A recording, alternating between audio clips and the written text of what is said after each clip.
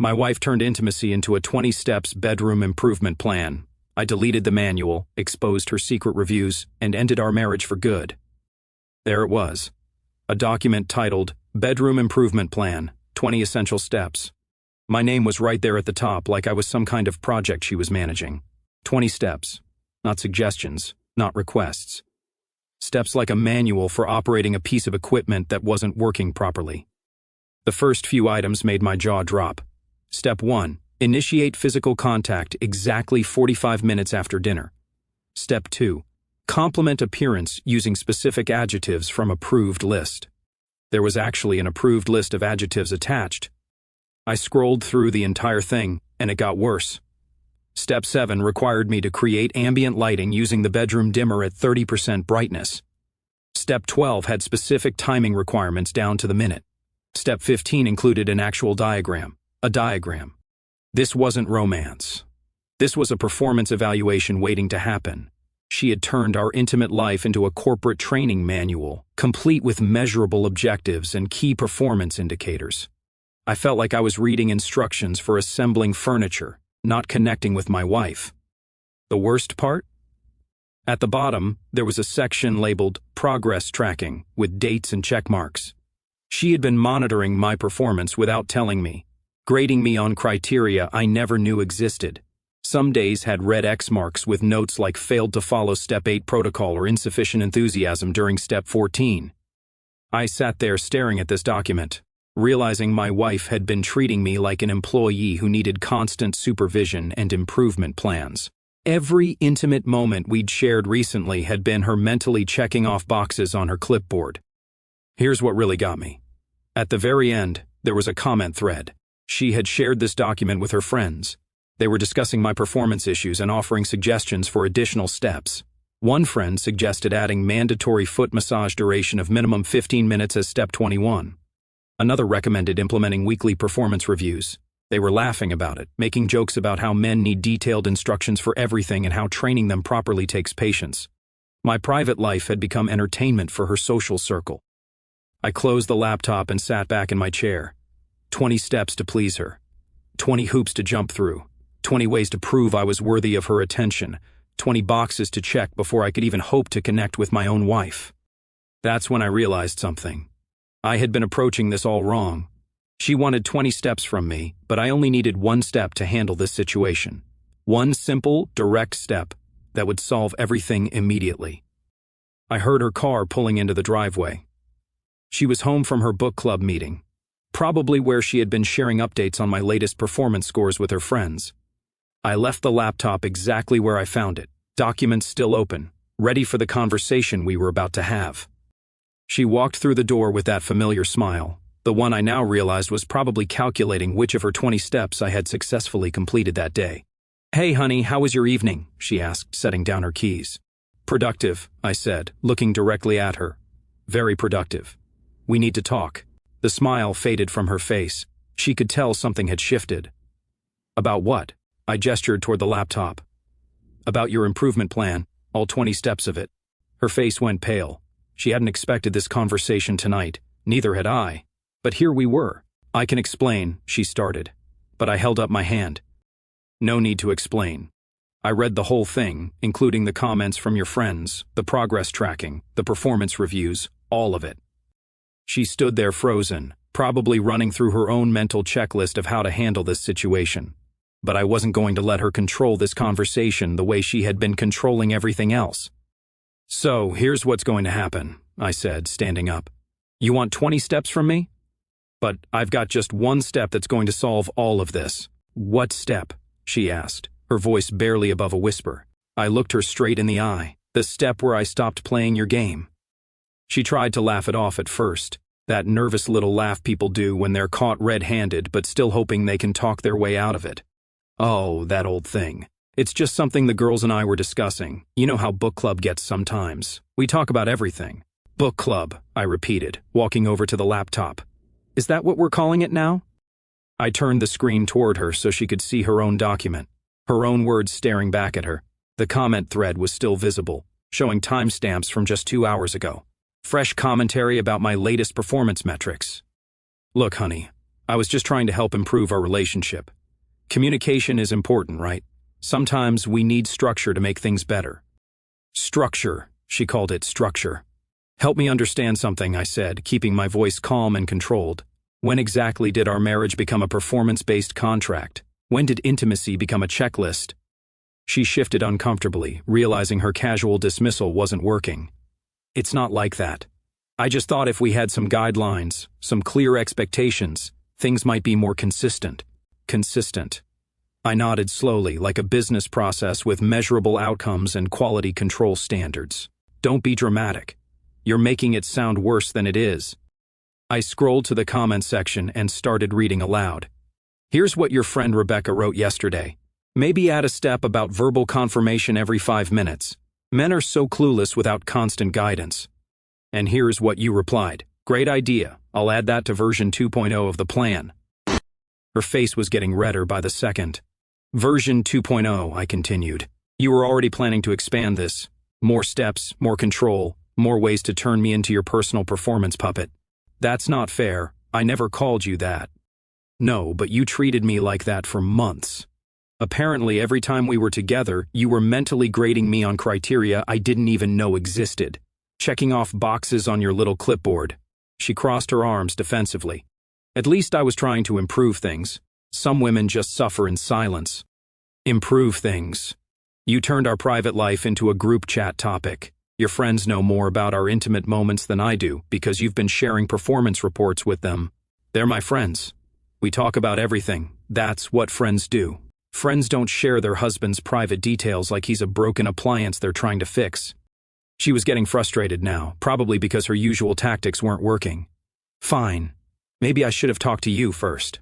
But you have to admit things have gotten better since I started paying attention to what works and what doesn't.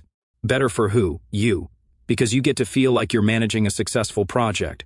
What about me? What about what I want? What do you want? She asked, like it was some impossible riddle. I want authenticity. I want connection. I want intimacy that comes from actually caring about each other, not from following a step-by-step instruction manual. She stared at me for a long moment. That sounds nice in theory, but real relationships require effort, structure, planning.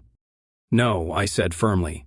Real relationships require respect, something you clearly forgot about when you decided to turn me into your personal improvement project. So, what are you saying?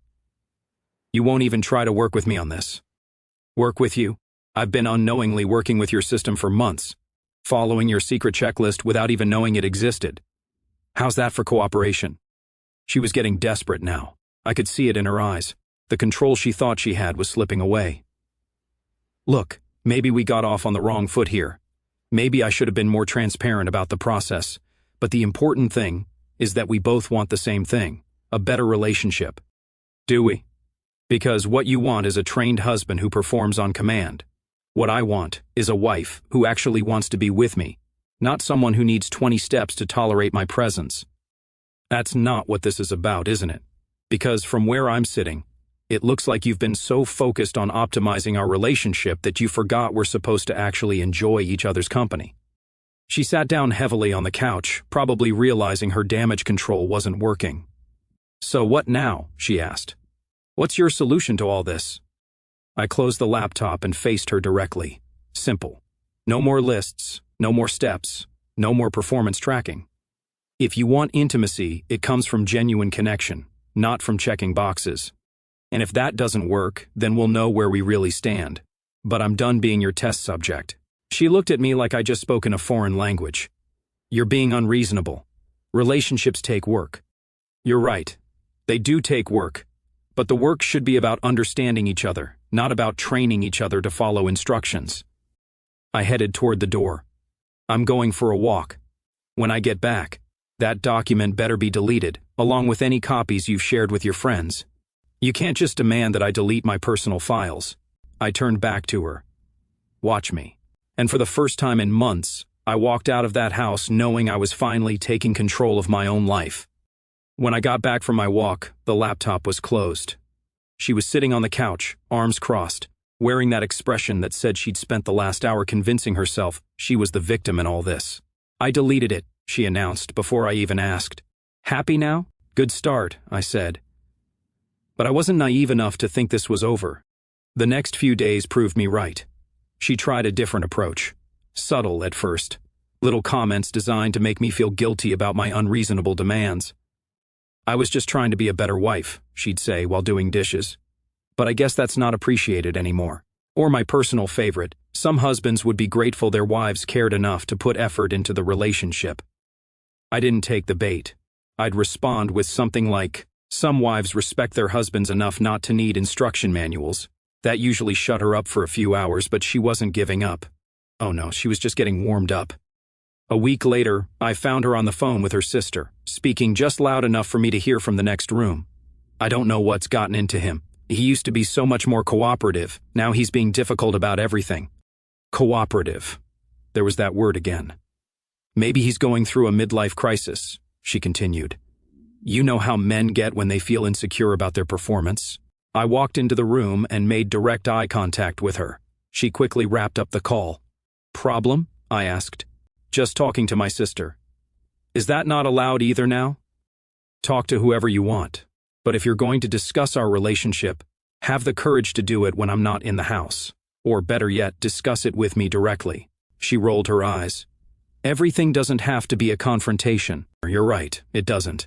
But turning our private life into gossip material for your family does tend to create confrontations."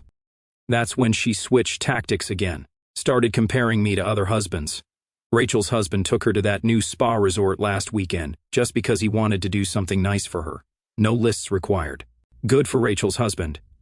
Maybe you should marry him instead. That's not what I meant. Sure it is. You're trying to make me feel inadequate, so I'll go back to following your instructions. But here's the thing. I'm not inadequate. I'm just not willing to be managed anymore. Who tried the silent treatment next? 3 days of minimal conversation and dramatic sighing whenever I entered a room. I responded by being perfectly pleasant and going about my business like nothing was wrong. On day 4, she cracked. "Don't you even care that I've been upset?" "Of course I care, but I'm not going to apologize for refusing to be treated like an employee. I never treated you like an employee." 20-step improvement plans with performance tracking and progress reviews. What would you call that? Partnership, teamwork, communication. I had to laugh at that one. Teamwork. When exactly was I invited to be part of this team? When did we discuss these steps together? When did you ask for my input on your improvement plan? She didn't have an answer for that. "Here's what real teamwork looks like," I continued. "Two people who respect each other enough to have honest conversations about what they want and need. Not one person secretly monitoring the other person's performance and sharing the results with their friends. Fine, maybe I handled it wrong. But at least I was trying to fix things. What are you doing besides complaining?" "I'm setting boundaries. I'm refusing to participate in a system that treats me like a problem to be solved rather than a person to be loved." That seemed to hit something because her tone shifted. "So, you don't think our relationship needed improvement?" "I think every relationship can improve, but improvement comes from mutual respect and honest communication, not from secret instruction manuals and performance monitoring." "Then what do you suggest?" "I suggest we start over. No lists, no steps, no performance tracking. Just two people trying to connect with each other authentically." She was quiet for a long moment. I thought maybe we were getting somewhere. Then she said, "But what if that doesn't work? What if we need more structure?" And that's when I realized she still didn't get it. If authenticity doesn't work between us, then we don't belong together. It's that simple. Her face went pale. "Are you threatening to leave me?" "I'm not threatening anything. I'm stating a fact. I won't live in a relationship where I have to perform according to someone else's script. If that's what you need, then you need to find someone else who's willing to play that role." "You're being dramatic again." "No, I'm being clear. Maybe for the first time in years." She stared at me like she was seeing a stranger, which in a way she was. The old version of me would have backed down by now, would have apologized and agreed to try harder, would have asked what I could do to make her happy. But that version of me was gone. "I need some time to think," she said finally. "Take all the time you need, but understand this. I'm not going back to being your improvement project. That chapter is closed." She went upstairs without another word, and I heard her door close with a little more force than necessary. I poured myself a drink and sat down in my chair. For the first time in months, I felt like myself again. Not the improved version, not the managed version, just me. And you know what? That felt pretty good. Her thinking time lasted exactly 3 days. Then she came downstairs with a new strategy that made her previous attempts look amateur. "I've been doing some research," she announced over breakfast, sliding a printed article across the table about relationship dynamics and communication styles. I glanced at the title, "When Partners Resist Positive Change: Understanding Defensive Behaviors in Marriage." "Interesting reading material," I said, pushing it back toward her without reading it. "It explains a lot about what's been happening here. Sometimes when one partner tries to improve the relationship, the other partner feels threatened and becomes defensive. Is that right?" The article says it's actually quite common. Fear of change, resistance to feedback, inability to accept constructive criticism. I took a sip of my coffee and looked at her directly. "And what does the article say about partners who try to secretly manage and control their spouse's behavior?" She ignored that question completely. "The point is, I think we should see a counselor, someone neutral who can help us work through these communication issues." "Communication issues?" I repeated. "Is that what we're calling your secret improvement plan now?" "I'm trying to be mature about this. I'm offering professional help." "Professional help for what exactly? For my refusal to follow your 20-step program?" Her mask slipped for just a second, and I saw the frustration underneath. "For your inability to accept that relationships require effort and compromise. There it is, the real issue. You think I'm the problem because I won't be managed." She composed herself quickly. "I think we both need to work on things. That's why counseling would be helpful. Let me save us both some time and money. Any counselor worth their degree is going to tell you that secret behavior modification programs are manipulation, not communication. You don't know that." "Actually, I do. Because I called Dr. Morrison yesterday. Dr. Morrison was the therapist we'd seen years ago during a rough patch." She went very still. "You did what?" "I called him. Had a very interesting conversation about your improvement plan. Described the whole thing, the secret list, the performance tracking, the friend group commentary. You know what he called it?" She didn't answer. "Covert manipulation with emotional abuse characteristics. His words, not mine." Her face went white, then red. "You had no right to discuss our private business with anyone." Interesting perspective, especially coming from someone who shared our intimate details with her book club. That's completely different. "How?" "Because your friends agreed with you and a professional therapist didn't." She stood up abruptly. "I can't believe you did that behind my back." "Behind your back? Like how you created and implemented your improvement plan behind mine?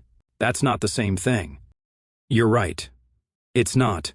Because I talked to a licensed professional about concerning behavior. You talked to your friends about how to better control your husband." She was pacing now, clearly agitated that her counseling strategy had backfired. "Fine, if you won't go to counseling, then we need to figure this out ourselves." "We don't need to figure anything out. I've already figured it out. I'm not participating in your management system anymore. So what? We just pretend nothing happened? Go back to how things were? No, we go forward with honesty and respect, or we don't go forward at all." That's when she played her nuclear card. "Maybe we should take a break. Then some time apart to think about what we really want." I looked at her for a long moment. This was supposed to be the part where I panicked, where I begged her not to leave, where I promised to try harder and follow her rules. Instead, I said, "If that's what you want, I'll help you pack." The shock on her face was priceless. "What?" "You heard me. If you want to leave, I won't stop you.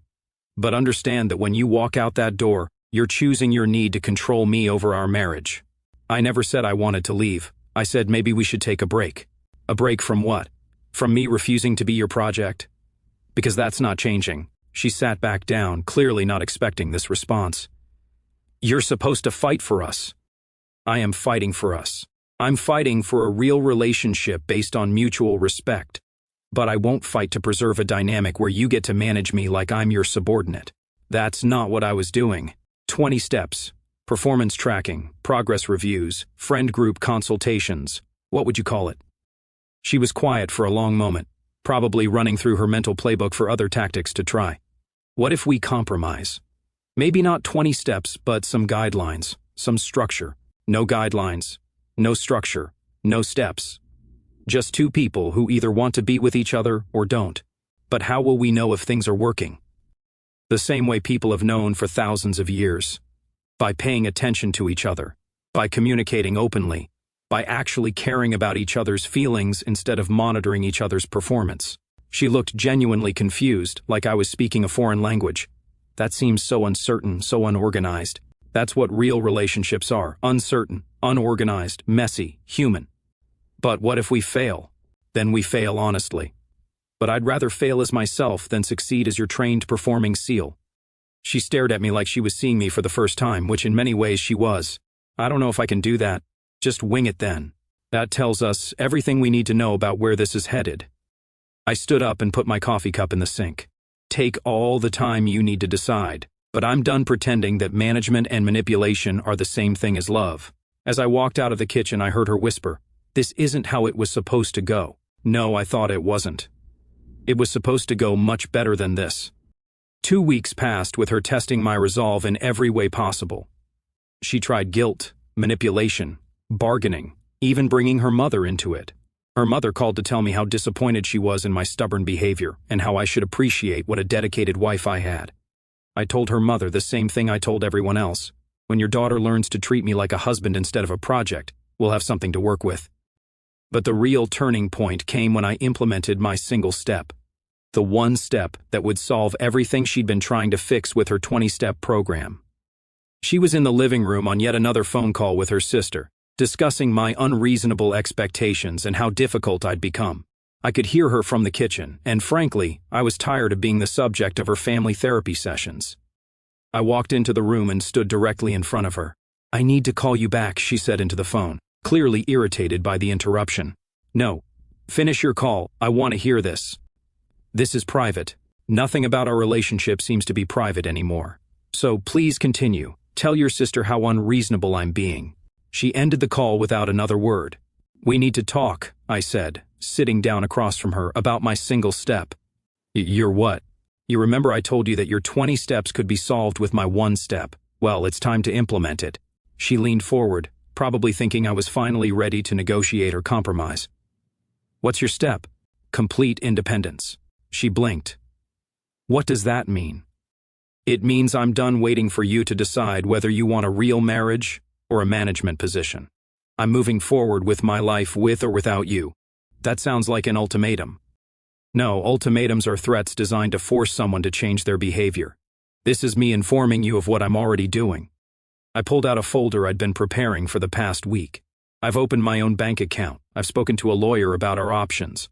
I've looked into alternate living arrangements. I'm prepared to be completely self-sufficient. Her face went pale. "You're leaving me?" "I'm giving you a choice. You can have a husband who respects himself and expects to be respected in return. Or you can have whatever it is you thought you were getting with your improvement plan. But you can't have both. That's not fair. I never asked you to leave. You asked me to be someone I'm not. To follow scripts and meet performance standards and accept being managed like an employee. That person doesn't exist anymore." She was quiet for a long moment, staring at the folder. "What's in there?" "Financial records, legal consultations, housing options. Everything I need to start over, if that's what it comes to." "You've really thought this through." "I've had to. Because while you've been trying to figure out how to get me back under control, I've been figuring out how to live without being controlled. So, what happens now?" "Now you decide. Do you want to be married to me? Or do you want to be married to the idea of me that you can shape and manage and improve?" "I want to be married to you." "No, you want to be married to the version of me that follows your instructions. There's a difference." She started crying then. Not the manipulative tears she'd used before, but genuine frustration and fear. "I don't know how to do this without structure, without plans, without knowing what's expected." That's the point. Real relationships don't come with instruction manuals. They require you to actually pay attention to the other person and care about their feelings. But what if I mess it up? Then you mess it up honestly, and we deal with it honestly. But at least it would be real. She wiped her eyes. "This is really scary for me." "It's scary for me too. But I'd rather be scared and authentic than comfortable and fake. What if I can't change? What if I need the structure? Then we'll know that we're not compatible. And we'll deal with that reality instead of pretending we can fix it with better management techniques." She looked at the folder again. "You're really prepared to leave?" I'm prepared to do whatever it takes to preserve my self-respect. If that means starting over, so be it. And if I really try to do this without the lists and the steps, we'll see what happens. But understand, one backslide into management mode, one attempt to control or monitor or improve me, and I'm gone. No second chances, no negotiation, done. That seems harsh. It's honest. I've already lived through months of being your improvement project. I won't do it again. She sat there for a long time thinking. Okay, she said finally. Okay. No more lists, no more steps, no more management. And no more sharing our private business with your friends and family. And no more sharing. Got it? And no more comparisons to other husbands or relationships. No more comparisons. And if you have an issue with something, you talk to me directly instead of creating systems and strategies to fix me. Direct communication. I understand. I closed the folder but kept it in my hands. This isn't a trial period. This isn't me giving you time to figure out a better approach. This is your one chance to decide if you want to be married to a real person or if you need to find someone who's willing to be managed. I want to be married to you, the real you. Then prove it starting right now. She nodded, still wiping tears from her eyes. What do we do now? Now we see if you meant what you just said. Because my single step isn't just about leaving if this doesn't work. It's about never again accepting less than I deserve. I stood up, folder still in hand. The step was always simple. Stop accepting unacceptable behavior. Everything else flows from that. As I walked toward the door, she called after me. Where are you going? To put this folder away. Hopefully for good, but I kept it close just in case. 6 months later, I can tell you exactly how this story ends. She lasted 3 weeks. 3 weeks of trying to function without her lists and systems and management protocols. 3 weeks of attempting to have a normal relationship based on mutual respect instead of performance metrics. It was painful to watch. Honestly, she would start to say something controlling, catch herself, then look frustrated that she couldn't complete the thought. She'd reach for her phone to text her friends about our conversations, then remember she wasn't supposed to do that anymore. But the breaking point came when she found herself genuinely confused about how to connect with me without instructions to follow. I don't know what you want from me, she said one evening, clearly frustrated. I want you to want to spend time with me because you enjoy my company, not because Step 7 says you should initiate conversation at 8:00 p.m. But how do I know if I'm doing it right? And that's when I realized she was never going to get it. She had become so dependent on systems and metrics that she'd forgotten how to just be human with another human being. The final straw came when I found her in the bathroom with her phone, frantically typing. When I asked what she was doing, she admitted she was asking her online support group for strategies to navigate unstructured relationship dynamics. She had joined a support group for women whose husbands wouldn't follow their improvement plans. You're literally seeking advice on how to manage me without me knowing you're managing me, I said. I'm trying to learn how to be better at this. There's nothing to learn. There's nothing to be better at. You either want to be with me or you don't. But she couldn't function in that kind of simplicity. She needed frameworks and strategies and step-by-step guides for everything, including how to love her own husband. So I made the call I'd been preparing for since that first night I found her list. I pulled out the folder. I'm done, I said simply. This isn't working. She tried everything in those final days. Promises to change, tears, anger, even attempting to negotiate a modified structure that would be less intrusive, but still provide some guidance. But I'd already taken my single step. I'd stopped accepting unacceptable behavior. The divorce was surprisingly straightforward. Turns out when you're prepared and you know exactly what you will and won't tolerate, these things move quickly. My friends asked if I was sad about it. Honestly, I was relieved. For the first time in years, I could come home without wondering what performance metrics I was being judged on. I could have conversations without worrying about whether I was following the approved script. I could just exist as myself, without someone constantly trying to optimize me. She tried to contact me a few months later, wanted to tell me about her new relationship coaching certification and how she learned better techniques for partnership optimization. I didn't respond because that message told me everything I needed to know. She still didn't understand that the problem was never about technique or optimization. The problem was treating marriage like a business process instead of a human connection. My single step worked perfectly. It solved everything her 20 steps couldn't. Not by making the relationship better, but by making me realize the relationship was never going to be what I needed it to be. She wanted a husband she could program. I wanted a wife who actually liked the husband she already had. Sometimes the best step you can take is the step that leads you away from people who see you as a project instead of a person.